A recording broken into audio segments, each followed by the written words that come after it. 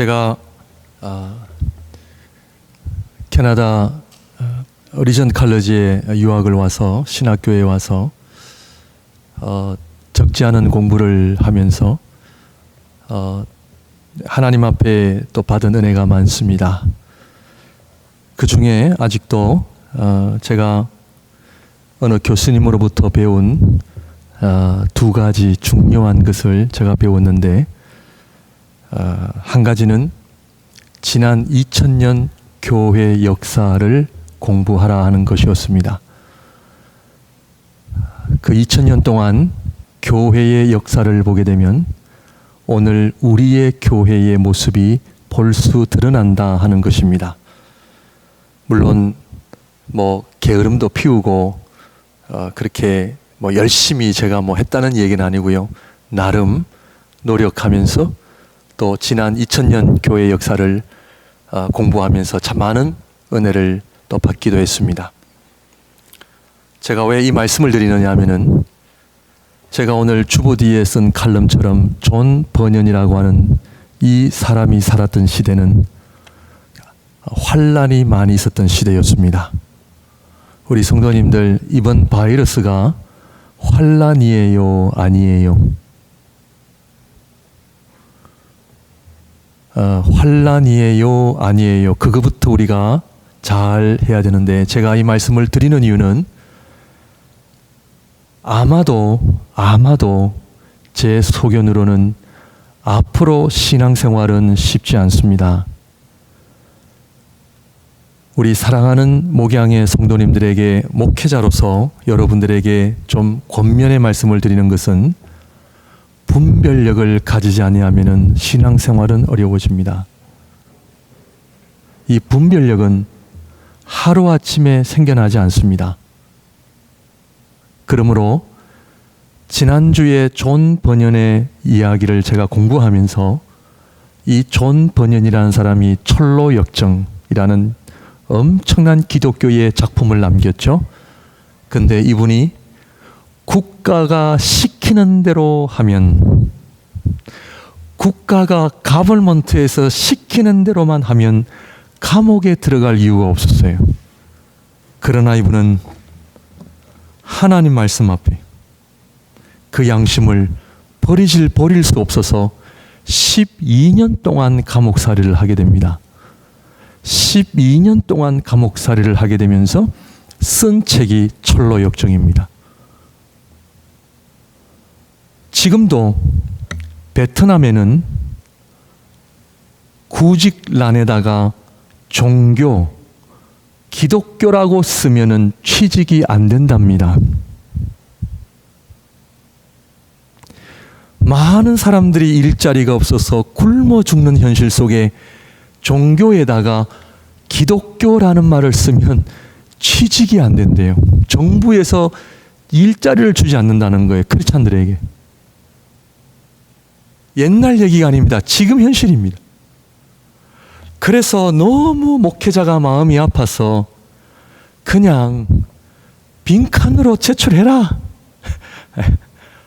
목회자의 마음이 그렇잖아요. 그냥 빈칸으로 제출하라니까. 그 성도의 하는 고백이 뭔지 아십니까?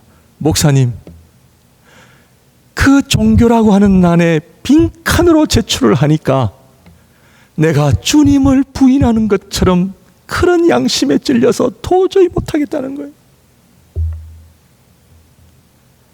내가 굶어도 좋고 내가 앞으로 어떻게 될는지는 모르지만 마지막 내가 하나님 앞에 신앙의 양심은 지키겠습니다. 목회자가 그렇게 고민하는데도 기독교 안 되는 거예요. 상대방의 믿음을 이래라 저래라 할 수 없습니다. 저는 우리 장로님들하고 얘기가, 목양교회는 많이 모이는 것도 아니고 예배는 끝까지 드립니다. 그러므로 우리 성도님들 잘 분별하셔서 이 어려운 시기에 왜 이런 어려움이 일어나는가, 제가 설교 중간에 말씀을 드리겠습니다. 지혜를 가지고 분별력을 가지지 아니하면 이 어려운 시기를 극복할 수 없고요. 그러나 결론적으로는 두려워하시면 안 됩니다. 바이러스는 아무것도 아닙니다. 조심은 해야죠. 내가 아프면 격리는 해야 됩니다. 왜? 상대방에게 옮길 수 있으니까. 조심하지 말자는 얘기가 아니라 정말 이 어려운 시기를 여러분들 잘 분별하셔서 하나님 앞에 이 환난을요 잘 극복하셔야 됩니다. 그래서 목회자가 존재하는 이유가 뭡니까? 우리 성도님들, 장례 예배, 결혼식, 집례할 분이 계시지 않아서 목회자가 있습니까? 그렇지 않죠.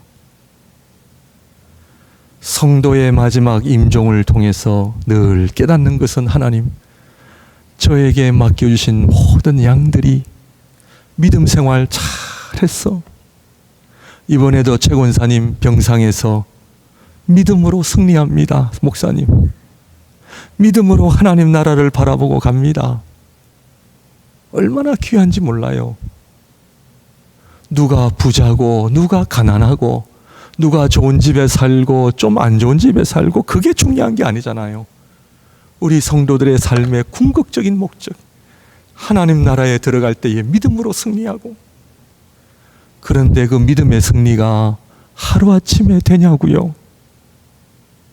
정말 십자가 위에서 예수님 옆에서 죽은 그 십자가의 강도는 정말 하나님의 은혜로 구원을 받았지만 그것을 우리가 모든 사람에게 적용한다는 것은 어리석은 일입니다. 평소에 잘해야 됩니다. 평소에 예배의 자리 지켜야 되고요. 평소에 기도의 자리, 평소에 주님의 말씀을 묵상하고 평소에 주님과 동행하는 삶을 살아야 합니다. 하루아침에 되지 않습니다. 그러므로 저를 포함하여 우리 모든 성도님들이 앞으로 어떤 어려움이 오는지는 저는 몰라요. 그러므로 정말 믿음의 승리를 잘 하시기를 바랍니다. 그래서 저는요, 요즘에 기도가 어디까지 나오냐면, 하나님 오늘날 교회가 순교를 해야 된다면 제가 하나님 넘버원으로 순교할 수 있는 은혜를 주시고 겁내지 말게 해달라고요. 우리 한국 교회가 일제시대의 신사참배를 극복하지를 못했습니다. 한 한국 목회자로서 하나님 앞에 그 일제시대의 신사참배라고 하는 그 고난을 정말 하나님 기뻐하시는 모습으로 우리 한국 교회가 승리하지를 못했고요. 다 굴복했습니다. 여러분, 시간이 되시면 역사 공부를 해보십시오. 역사는 그냥 일어나지 않습니다. 코로나 바이러스는 그냥 일어나지 않습니다. 다 역사에 흘러 일어나는 일입니다. 그러므로 제가 여러분들에게 분별력을 가지라는 얘기는 한순간에 갑작스럽게 일어난 일이 아니라는 거예요. 내 몸에 병이 찾아오는 것은 교통사고를 빼놓고는 하루아침에 찾아오지 않습니다.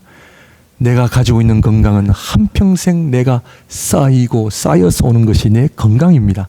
믿음 생활도 똑같습니다. 하루하루 매 주일마다 드리는 이 예배가 차곡차곡 쌓여서 우리의 믿음이 견고해지듯이 우리의 믿음도 하루아침에 되지 않습니다. 그러므로 우리 성도님들, 저를 위해서 기도해 주십시오. 금요일 날 몇 분 나오진 않으셨지만 너무 기도의 시간이 좋았습니다. 우리 한 4-5분의 기도가 이 성전을 가득 채웠습니다. 정말로. 그래서 제가 하나님 앞에 얼마나 감사했는데요. 기도하시고요. 우리 오늘 말씀을 통해서 또 귀한 은혜가 있으시기를 바랍니다. 요한복음 3장 16절 우리 한번 띄워주실까요? 다 아시는 말씀이죠. 우리 다 같이 한번 읽을까요? 시작. 하나님이 세상을 이처럼 사랑하사 독생자를 주셨으니 이는 그를 믿는 자마다 멸망하지 않고 영생을 얻게 하려 하심이라. 아멘.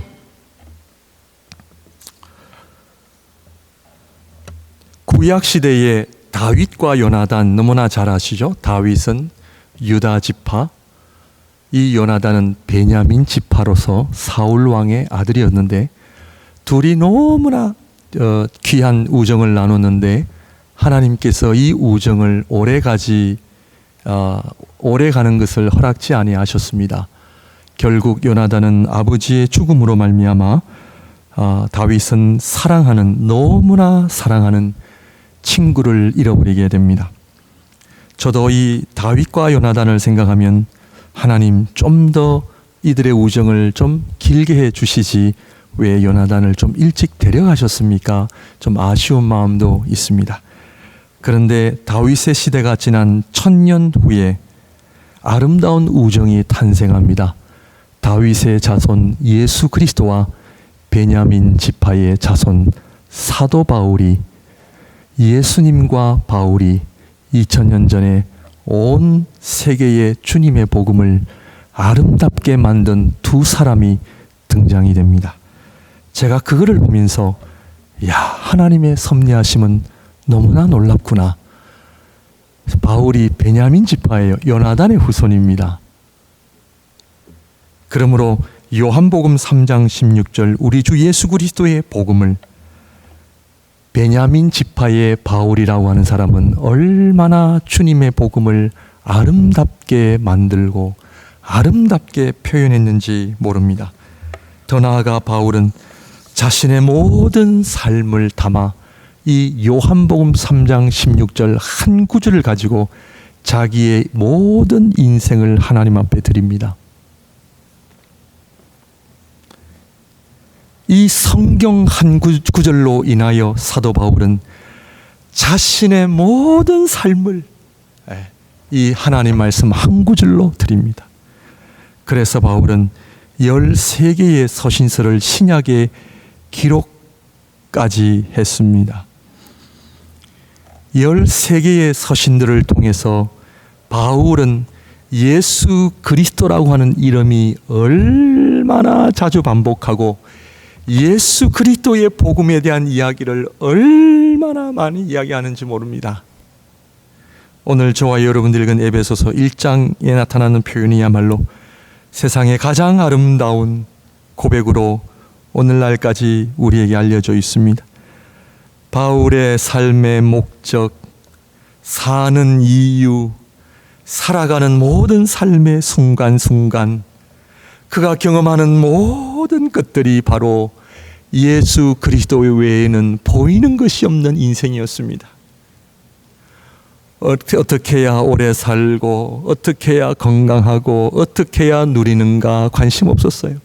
그의 인생은 사는 날까지 오직 예수 그리스도의 복음, 오직 이 하나님의 사랑, 이것을 전하기 위해 자신의 모든 삶을 송두리째 드렸습니다.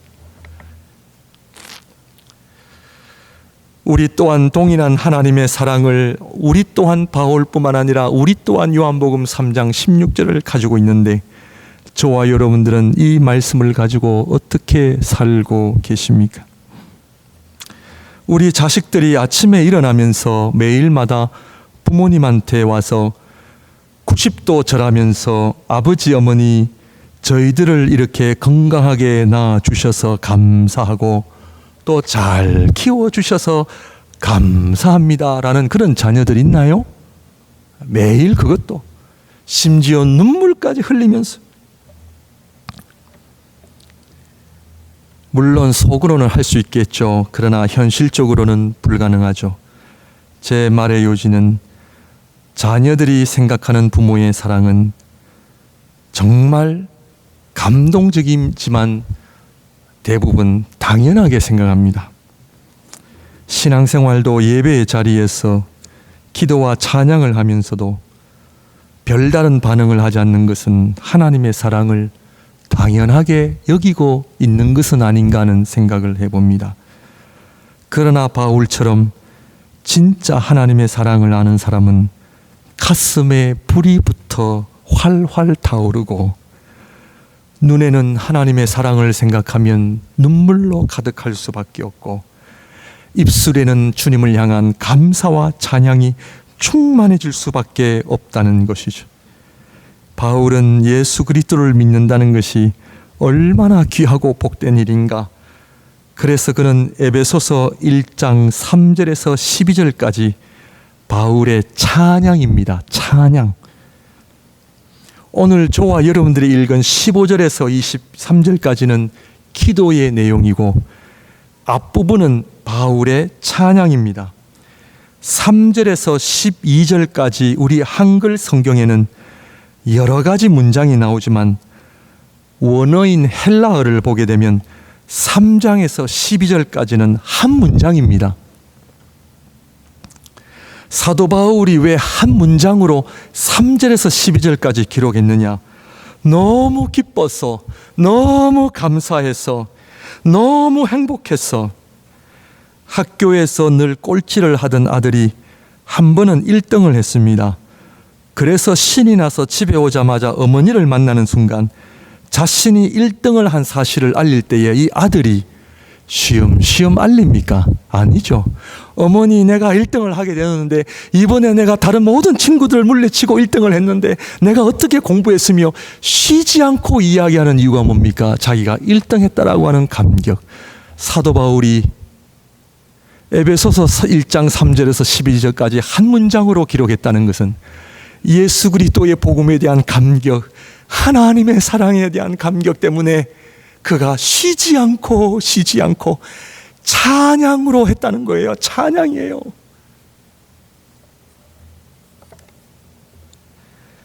(1장 7절에) 보면은 우리는 그리스도 안에서 그의 은혜 풍성함을 따라 그의 피로 말미암아 속량 곧 죄 사함을 받았느니라.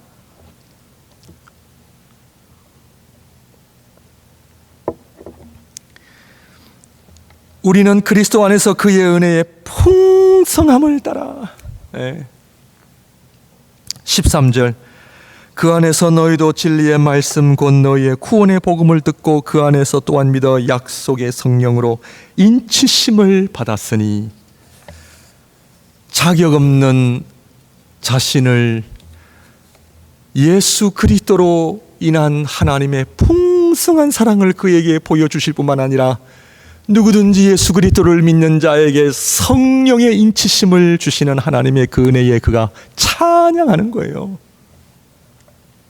그래서 14절 이는 우리 기업의 보증이 되사 그 얻으신 것을 속량하시고 그의 영광을 찬송하게 하려 하심이라. 아멘입니까?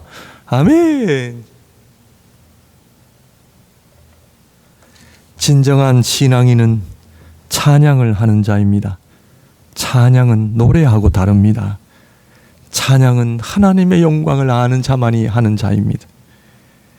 그런데 이 하나님의 영광은 누가 노래합니까? 하나님의 사랑을 아는 자들입니다.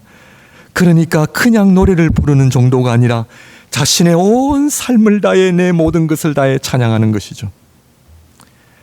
지금 바울이 에베소서를 기록할 때에 어디 있었냐면 로마 감옥에 있었습니다.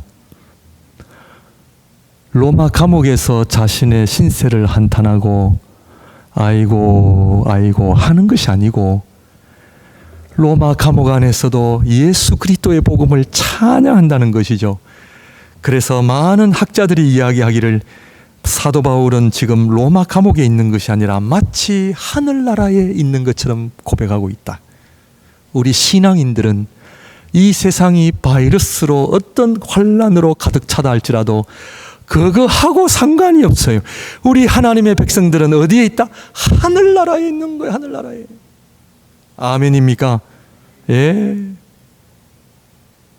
여러분 좀 웃으세요. 우리 바이러스 때문에 걱정이 돼서 안 웃으시는지. 예.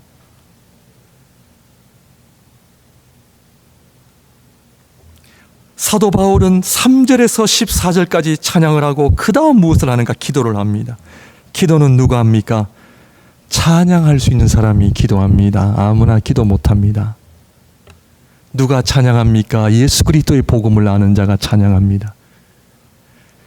찬양하는 자가 기도합니다. 이것이 에베소서 1장의 이야기입니다. 그러므로 사랑하는 성도 여러분, 기도하시기를 바랍니다. 찬양이 회복되어지시기를 주님의 이름으로 축원드립니다. 예수 그리스도의 복음이 여러분들의 심령과 여러분들의 삶을 채워나가시기를 주님의 이름으로 축원드립니다. 요한복음 3장 16절에 여러분들의 심령을 사로잡기를 바라고요. 요한복음 3장 16절에 여러분들의 삶을 사로잡기를 원합니다. 여러분들의 미래를 사로잡기를 원합니다. 이것이 축복이고 복이고요, 은혜입니다. 왜? 말씀을 드립니다.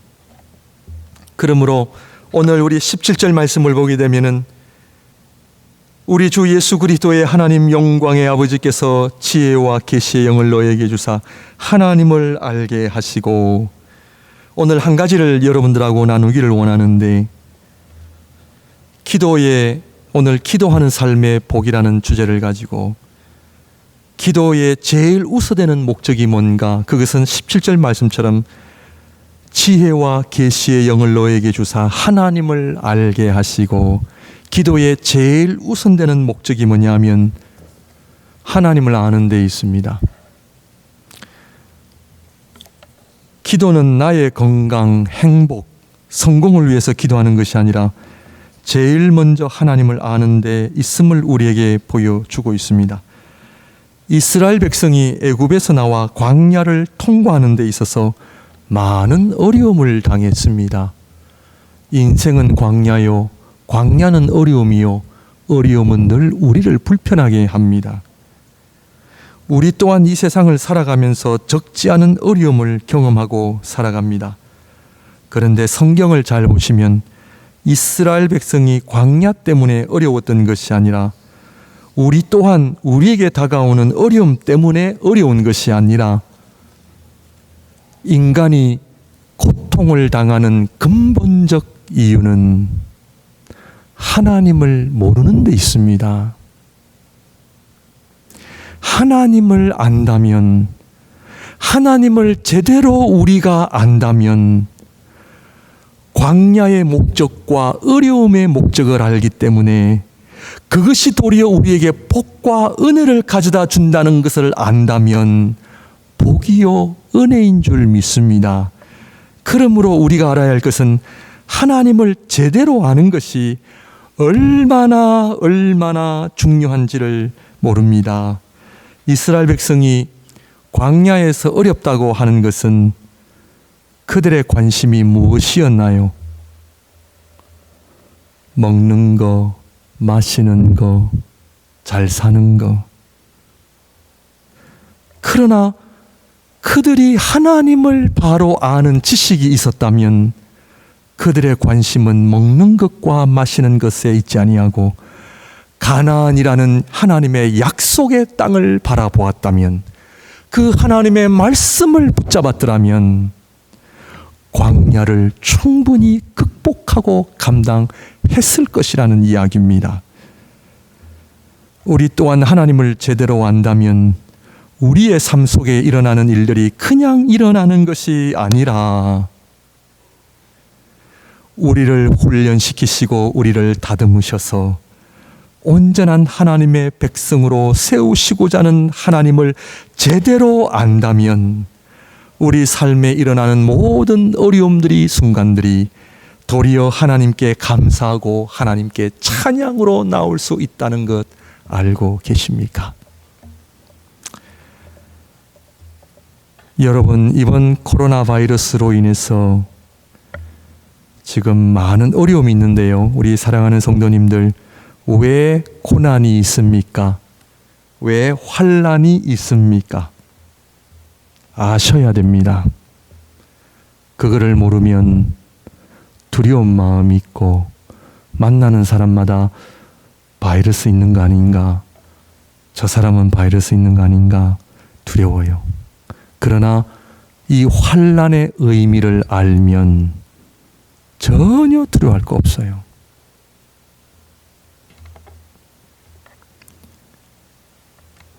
하나님께서 환난을 주실 때는 목적이 하나 있습니다. 그것은 바로 알곡과 가라지를 구별하시겠다는 겁니다.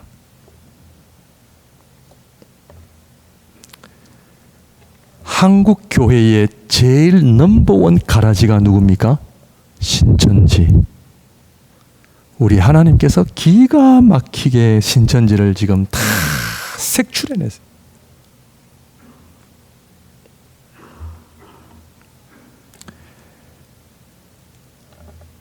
한국에요. 제가 인터넷 신문에 보니까 한국에는요, 하나님이 20분 정도 존재하고요, 예수님이 한 50분 정도 존재한대요. 여러분, 이런 나라 많지 않습니다. 세계에. 하나님이 한 20분 계시고 예수님이 한 50분 계시는데 얼마나 헷갈리겠습니까? 이만희가 하나님이래요. 예수님이래요. 더더욱 이해가 안 되는 것은 많은 사람들이 그 앞에 절하고 물질까지 다 바친다는 거예요. 왜 그래요? 하나님을 모르기 때문에 그런 거예요. 저는요, 그 모습을 바라보면서 눈물이 나요.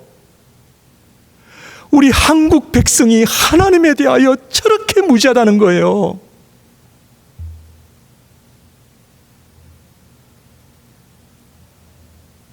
정말 하나님에 대한 지식이 없으면요, 사람이 동물보다도 못해진대요. 교회를 다니지 않는 분들은 이해를 해요. 그런데 신천지는 누구를 유혹합니까? 교회를 다니는 사람들 유혹하잖아요. 교회를 다니는 분들이 하나님을 모른다면 비극입니다. 우리의 신앙생활의 목적이 뭡니까? 하나님을 아는 데 있어요. 사도 바울이 기도의 첫 번째 목적은 지혜와 계시의 영을 통해 살아계신 하나님을 아는 것이 기도의 최고의 우선이래요. 지금 신천지 걱정이 아니라 오늘날 우리 한국교회를 걱정해야 됩니다. 왜냐고요?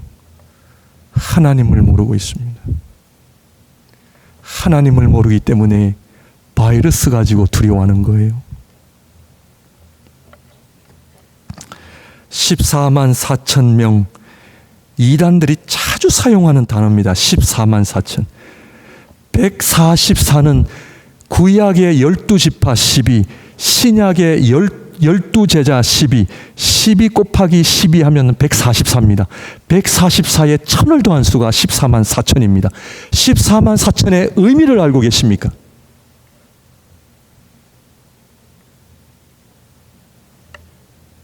모르신다면 첫 번째 책임은 저에게 있죠. 제가 가르쳐 드리진 않았으니까. 제가 여러분들 책망하는 것이 아니라 심각성을 이야기하는 겁니다. 정말 하나님 앞에 제대로 된 지식을 가지고 신앙생활 하시는 분들 많지 않습니다.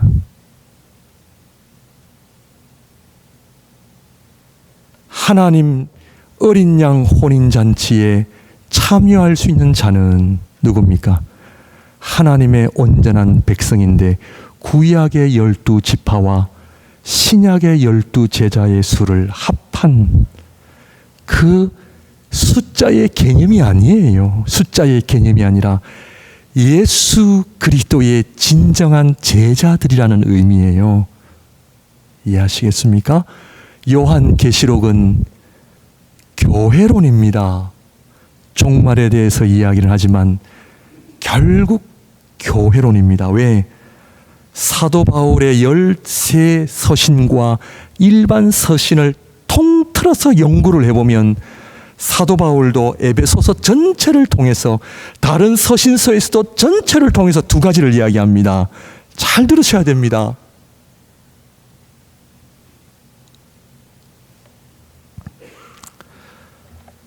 행여나 여러분들 마음속에 아이고 목사님 다 그거나 이거나 다 같죠, 이런 얘기 하시면 안 됩니다. 에베소서뿐만 아니라 바울 서신, 복음서, 성경 전체는 두 가지를 이야기합니다. 그것은 뭐냐면 복음과 교회입니다. 교회는 교회 예배 드리러 나오는 자들이 그리스도의 몸을 이루어가는 자들이 아니라 진정한 하나님의 백성, 그것은 바로 예수님이 12제자를 부르심으로 말미암아 12제자에게 무엇을 주셨어요? 12제자에게 무엇을 주셨어요? 귀신을 내쫓는 무력?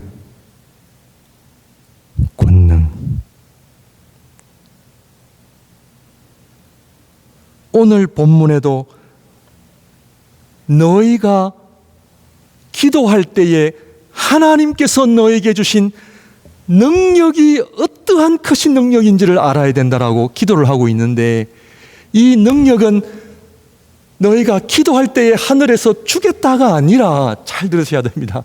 능력을 주겠다가 아니라 요한복음 3장 16절에 누구든지 예수 그리스도를 믿는 자에게 하나님께서 지난주에 거듭남과 물과 성령으로 거듭나지 아니하면 하나님 나라를 볼 수 없느라 말씀하시면서 성령을 주실 때에 우리에게 이미 하나님의 크신 능력을 우리에게 주셨다는 거예요. 이 능력은 어떤 능력이냐면 예수 그리스도를 죽은 자 가운데서 살리신 그 능력이 너희들 안에도 있다는 거예요. 누구에게? 교회에게, 예수님의 진정한 제자들에게. 오늘날 교회가 성령 충만하면 두려울 것이 없는 거예요. 죽은 자를 살리는 능력이 우리에게 있는데 우리가 무엇을 두려워한단 말이요? 요 로마서 8장에 하나님이 우리와 함께 하시는데 누가 우리를 대적하리요? 하나님이 나와 함께 하시는데 누가 나를 상하게 하리요? 중요한 것은 내가 진짜 그리스도의 제자로 사느냐입니다. 사랑하는 성도 여러분, 사랑하는 마음으로 말씀을 드립니다. 교회 생활 잘하셔야 됩니다. 그리스도의 몸이기 때문에 그렇습니다. 이 그리스도의 몸이 얼마나 중요한지 우리 재림하실 주님의 신부라 했습니다. 이 신부가 정결하고 거룩하여 세상에 가장 존귀한 자로 살아야 할 오늘날 한국 교회들이 타락하고 있습니다. 힘을 잃어가고 있습니다.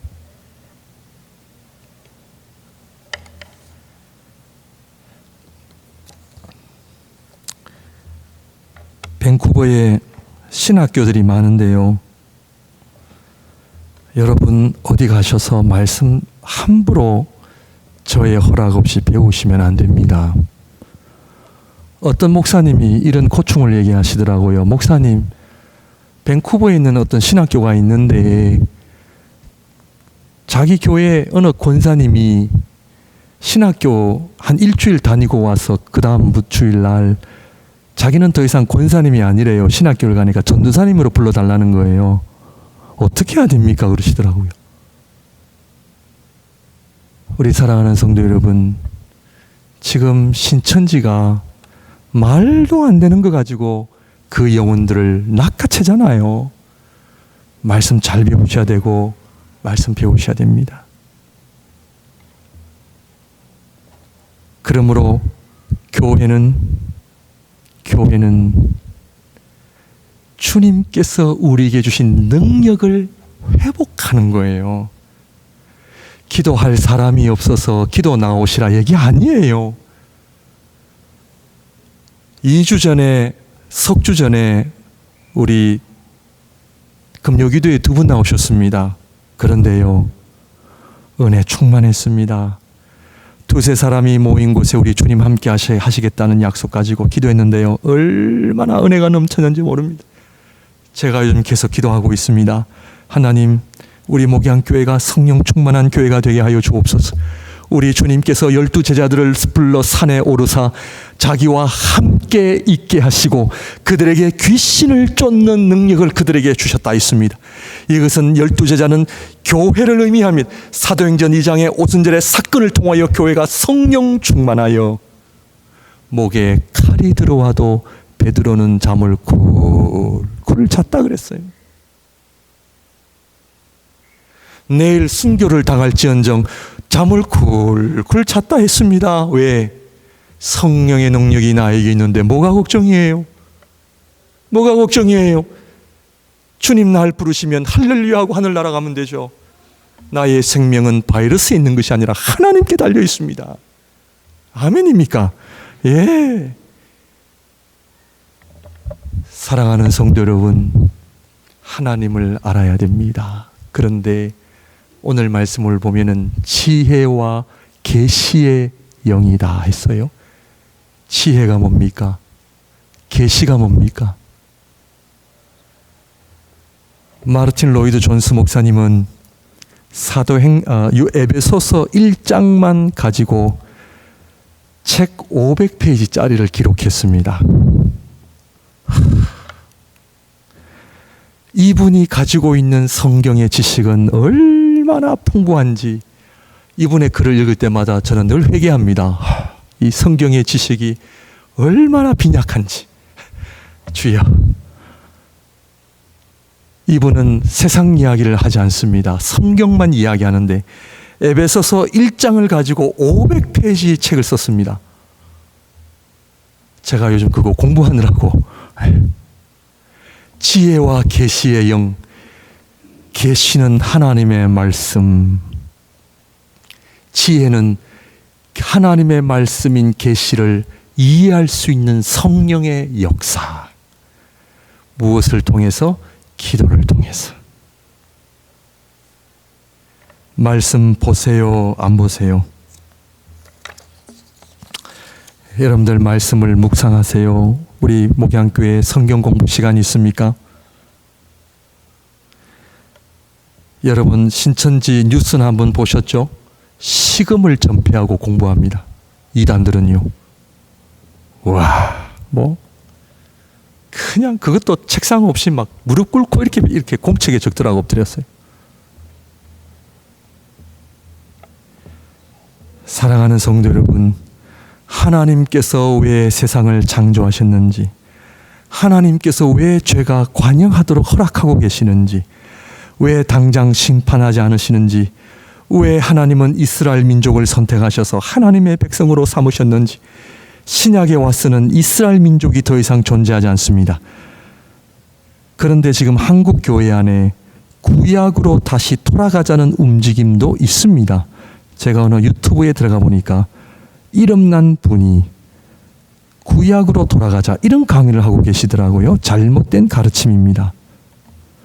구약의 제사와 절기를 강조하고 이스라엘 민족을 강조하더라고요. 잘못된 가르침입니다. 이스라엘 민족은 신약에 와서 완전히 사라집니다. 신약에 와서는 오직 민족은 다 사라지고 교회만 남습니다. 교회를 세우신 목적이 뭡니까?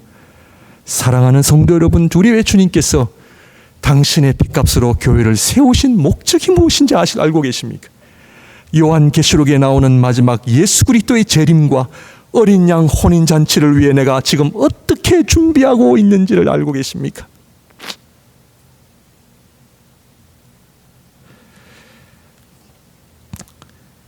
성경은 지식으로 하나님을 알 수 없습니다. 야고보서 2장 19절에 네가 하나님은 한 분인 줄 믿느냐? 잘하는도다 귀신들도 믿고 떠느니라. 야고보 사도는 그 당시 교회 성도들을 향하여 너희들이 하나님에 대한 지식을 가지고 있다고 자랑하느냐? 귀신도 그런 지식은 있고 떤다 그랬어요.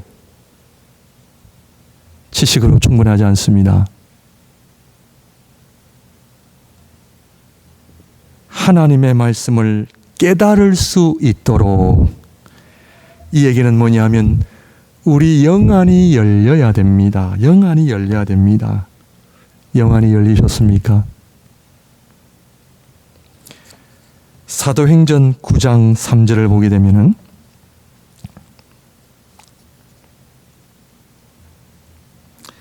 사울이 길을 가다가 다메섹에 가까이 이르더니 호련히 하늘로부터 빛이 그를 둘러 비추는지라. 땅에 엎드려져 들음에 소리가 있어 이르시되 사울아 사울아 네가 어찌하여 나를 박해하느냐 하시기를 대답하되 주여 누구시니까? 이르시되 나는 네가 박해하는 예수라. 너는 일어나 시내로 들어가라. 네가 행할 것을 너에게 이를 자가 있느니라 하신. 빛과 소리가 같이 내려온 거예요. 빛이 나온 거죠. 빛은 예수 그리스도요 말씀입니다. 그런데 이 빛은 아무나 볼 수가 없습니다. 그래서 지혜와 계시의 영을 통하여 우리의 영안이 열려야 됩니다. 사도행전 9장 17절 18절 아나니아가 떠나 그 집에 들어가서 그에게 안수하여 이르되 형제 사울이 주 곧 내가 오는 길에서 나타나셨던 예수께서 나를 보내어 너로 다시 보게 하시고 성령으로 충만하게 하신다니 즉시 사울의 눈에서 무엇 같은 것이 벗어져요? 비늘 같은 것이. 많은 학자들이 이야기하기를 사울이 회개가 이때 이루어졌다라고 얘기를 하죠. 그 눈 안에 있는 비늘이 벗어져 그의 영안이 이때 열렸다는 거예요. 비늘 같은 것이 벗어져 다시 보게 된지라 일어나 세례를 받고 음식을 먹음에 강건하여 지니라. 제일 좋은 방법은 말씀 앞에 회개입니다. 회개. 근데 이 회개는 한 번으로 끝나는 것이 아니라 마지막 구절 한 구절 보고 정리하도록 하겠습니다. 요한복음 1장 5절입니다.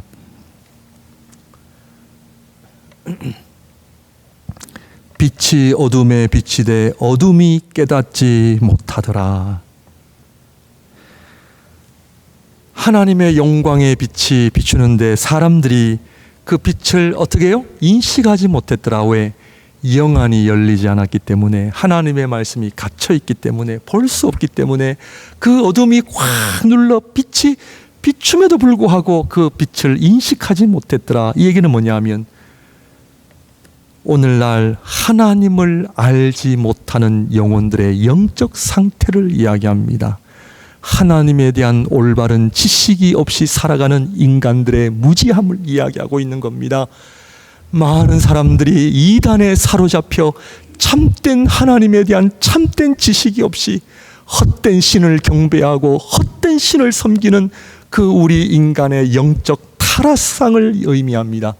그러므로 기도의 첫 번째 제목은 하나님을 아는 데 있는데, 이 하나님을 아는 길은 지혜와 계시영을 우리에게 주셔서 사도 바울처럼 우리 눈 안에 비늘 같은 것이 벗겨져 하나님의 말씀인 빛을 인식할 수 있도록 그 앞에 우리가 꼬꾸라져야 됩니다.